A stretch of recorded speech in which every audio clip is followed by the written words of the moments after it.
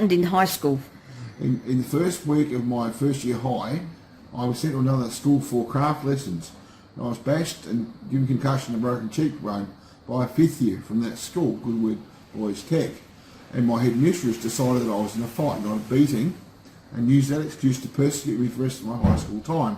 Through our friend groups and people my parents knew, we worked out that she had a hobby almost of choosing 2 or 3 people out of every first intake to persecute to the limit of her power.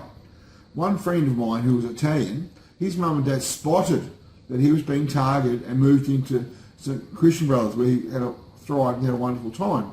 My mum and dad believed the headmistress over me until one fateful occasion in late second year when I just told mum and dad another story of what had happened, and they both swore and turned to each other and said, Neil's right, she's persecuting him. I don't remember what the issue was. It took Mum almost 3 years to realise that I wasn't a bastard. I was being persecuted willfully and enjoyably by this headmistress and 2 other offsiders.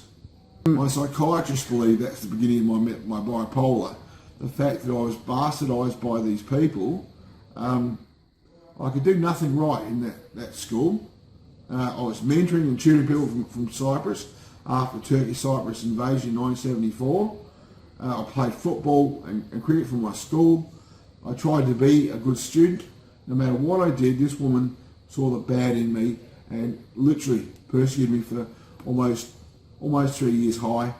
Then I had a bit of a breakdown, and my mum and dad took me to a new psychologist, and he demanded that I leave school.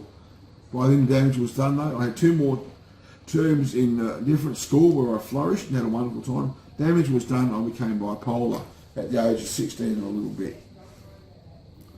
I've been survived. I've had wonderful therapists over the years.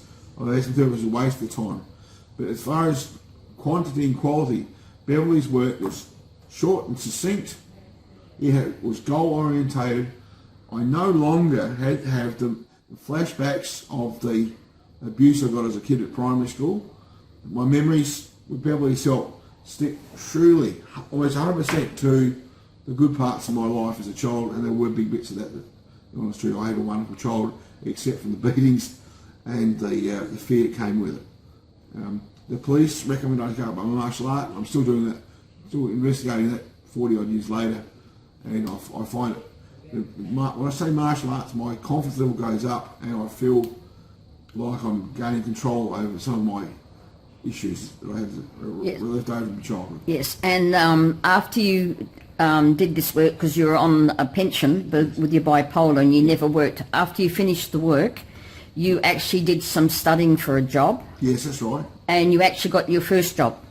It wasn't much of a job, but I was very proud that I was actually bringing money into the household that I'd actually earned. It wasn't a grant from the government, it wasn't charity, it was something I went out and literally worked at to bring money into the household. And it didn't last very long, perhaps 5 or 6 years only, but I had my dream, which is to pay tax. Sounds like a joke. I've always wanted to pay tax. I felt guilty for being a person on the government expense, and I wasn't contributing. I've tried my best to contribute. I became a blood donor. I worked at charities doing barbecues and fundraising. Because of Beverly's work, I'm in a better place than I would have been without Beverly's work.